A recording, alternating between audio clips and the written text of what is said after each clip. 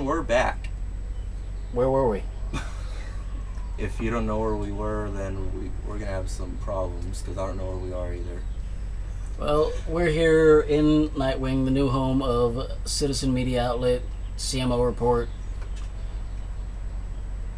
And OTP Radio. Pre-conversion. We just got this a couple weeks ago, and we're looking at making a few upgrades before we take it out on the road. So you were talking about you want to do some solar panels too with it, right? Yes, we want to convert the motorhome to complete solar energy, except of course for the engine, because that would be... Yeah, that'd be kind of cool if you could make it like drive off of solar power. It would be really cool if we could drive it off of solar power, but as heavy as a motorhome is, it's not feasible with the solar engines they have today. Maybe in the future. Down the road, we'll see what happens. Maybe 10, 20 years from now, we can do a solar video with this same motorhome. Who knows? But it'll definitely help as far as like if you want to go off-grid, if you want to go like wild camping, I think it's called. I was reading some of the terms last Urban night. camping. Urban camping would be great. There's all kinds of RV urban camping terms. is just living in your RV full time. Yeah, which is my goal as well. As soon as I can afford my own RV. Yes. He basically he's getting to do what I want to do, but he's just getting to do it first because he's the one with more money right now. So a couple of the upgrades we're making is taking out the factory couches, the factory chairs, and replacing them with lighter weight materials.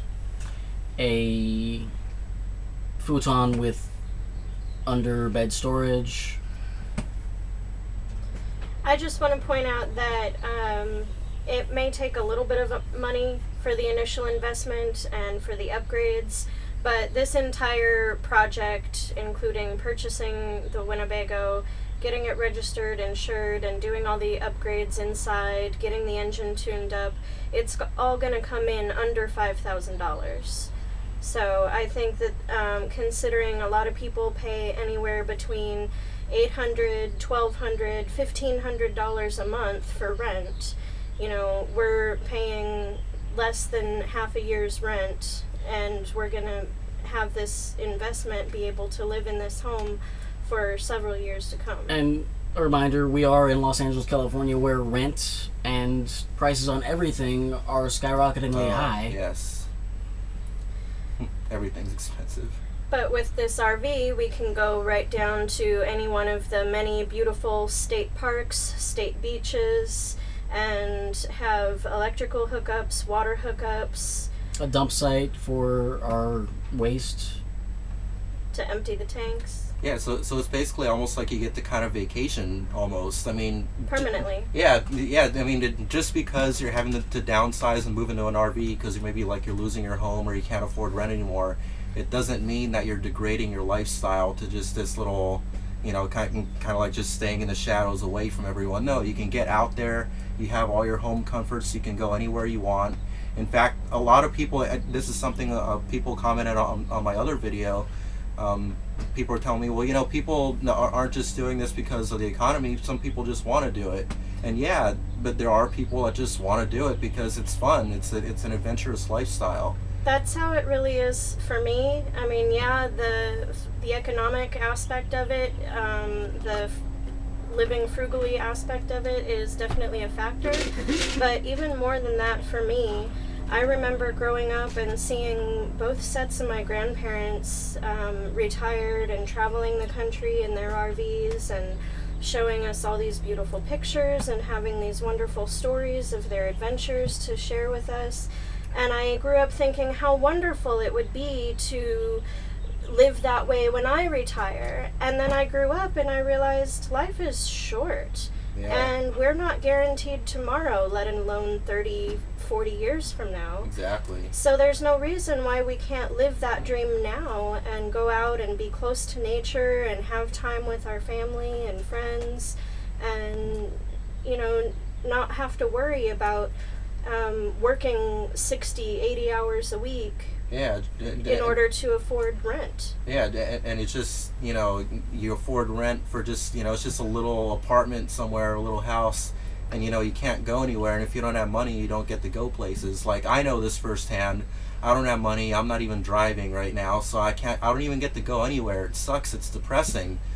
But if you have an RV, even on a very, very limited budget, as long as you have a few bucks for gas, so I know these things aren't really gas efficient, but what my buddy here is telling me, it's all about reducing the expenses, getting rid of weight to increase gas mileage, things like that.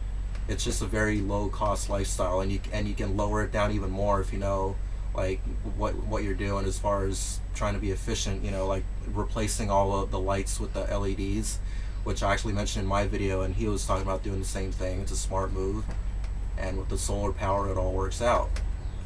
Another great factor to doing RVing full time as citizen journalists is we're able to get out into the public and find the stories that people aren't getting to because the corporate media is hiding and blacking out the things that are actually happening. Yep. It's up to us now to bring you the news the way it really is. We're not lying to you. We're like real people on the street. We know how it is. We've all been part of Occupy since the inception in September of 2011, September 17th to be exact. I was in it a little bit later, but and we've seen Occupy's successes and its failures in keeping encampments going, in just keeping in the eye of the public. It's become harder and harder because the corporate media, the government media, doesn't show that we're still around. So with CMO Report, Network 126, and OTP Radio, we're still bringing you as much content as possible from the front lines, from the back lines, from all parts of the activist movements that are going on right now, today. Yeah, it's pretty exciting times right now. Kind of scary, it's I've never seen anything like this before, what's going on, but it's just kind of an adventure. A lot of us are going through it, and we're all kind of like sticking together, helping each other out, that kind of stuff. Building a sense of community really helps, so you're not kind of just like alone all the time and helpless. People got to help each other. I know when Occupy Wall Street first started, I longed so badly to be able to just get in my car or hop on a plane and go out there and be a part of what they were doing. And it was very exciting to me when the Occupy movement spread nationwide like wildfire, and all of a sudden there were encampments popping up in cities all across the country. And I thought, how exciting would it be to make a road trip and go and visit all these encampments. And then before long, Occupy the Roads was doing just that. And the way they made it possible was by taking a small box truck, a small RV, and essentially forming a caravan of, these vehicles that they could take across country and live mobily. And, I think we're just sort of in that spirit, joining in and saying, we're adding one to the caravan, we're adding another one to the roads. And whether it's visiting Occupy encampments or just going to protests and rallies, we now have the freedom to go statewide, nationwide even, and get directly to the action wherever it's at. Yeah, you're really free to just go anywhere you want. That's the most amazing thing about it. And the more we're able to create a sustainable environment for the future, the more we're going to be able to keep the world from completely collapsing upon itself and prevent creating a nuclear war, a nuclear fallout from everything that's been going on with the energy crisis, with the gas crisis that is real but not mentioned in the corporate media. Yeah, right now the United States has 5% of the world's population, and we're consuming 30% of its resources.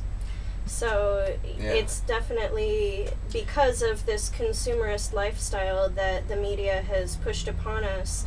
They want people to think that they need bigger in order to be better, Yeah. and that the more they have, the happier they'll be, or the more successful they'll be seen in the eyes of society. But really, it's about our own personal responsibility of how we want to leave the planet. Yeah. So if we have the means within our grasp to still have the comforts of home, but live in a minimalist way with just the resources that we need in order to get by, instead of trying to live some extreme, extravagant lifestyle, then we're doing our own part to only use the resources we absolutely need and save the rest for the other people that are out there. Of course, the more people who participate in this kind of lifestyle, the better it will be ultimately. Yeah, some excellent points. Not only do we have 5% of the world's population, we have 25% of the world's prison population in the U.S. 25% of the world's prison population. So the United States of America has become a prison colony in the past 40 years, as opposed to the American dream. Come here, succeed, make a living, be happy. Now it's come here, stay out of jail, or you're screwed for the rest of your life. Yeah. Once the labor movement won rights for workers, such as the 40-hour work week, the 8-hour work day, overtime payment for hours beyond that, vacations, they figured the cheapest way to maintain their slave labor, aside from sending jobs overseas, was to literally turn our own population into slaves. And if they have stripped people of their rights and locked them behind bars, they have a captive labor source willing to work for 93 cents an hour because they literally have no other choice. Or less. Or less. Yeah, and the downside of that is, besides all these people are suffering and barely making any money, but that also creates a lot of competition in the job market, because now all these companies, if they can find all these cheap slave labor either in China or in prisons or whatever, and they get people to work for 20 cents, 90 cents an hour, whatever it is, that leaves less jobs for people like us who want to find work even just for $8 an hour. That there's so many people out of work and there's just so few jobs, and it just seems like every day there's just less and less jobs available and more people in need. We're just collapsing. It's just this big slow collapse. It's just this big painful kind of recession from everything. The whole economic system's falling apart. We have combined 30 to 40 years of experience in different fields. Brian and I are computer geeks. We're able to build and repair and modify computer systems. I was a carpenter for most of my youth, building houses, building barns in Pennsylvania. And even with the skills I have, skilled trade labor, there's no way I can get a job in this economy because no one's hiring. Yep. Unless you're unskilled labor, so they can pay you $7 or $8 an hour. Because if you have the skills, they don't want to hire you because they're afraid you're going to take their jobs instead. Even so, though, even if you're just trying to go for an unskilled position, like in my case, I've tried to go for all kinds of positions, and you guys have probably seen my unemployment rants, so if you want to go check them out. But anyway, I tell a whole story, and I get a lot of people saying, "Oh, you're just not trying hard enough, and you're not looking. You need to be entrepreneurial and all this and that." And I'm trying all those things already. It's just the economy sucks. I don't know how to tell. I don't know how to tell people and get it clear to them there are no jobs, and they keep telling me, "Oh, it's just this. Oh, it's just that." No, there's no jobs. This is why people are having to do this. It's the only way people are going to be able to live life. And you're not wrong. Statistically speaking, there is 4 applicants for every open job position. Oh yeah. So just across all industries in general, 4 applicants for every 1 position available.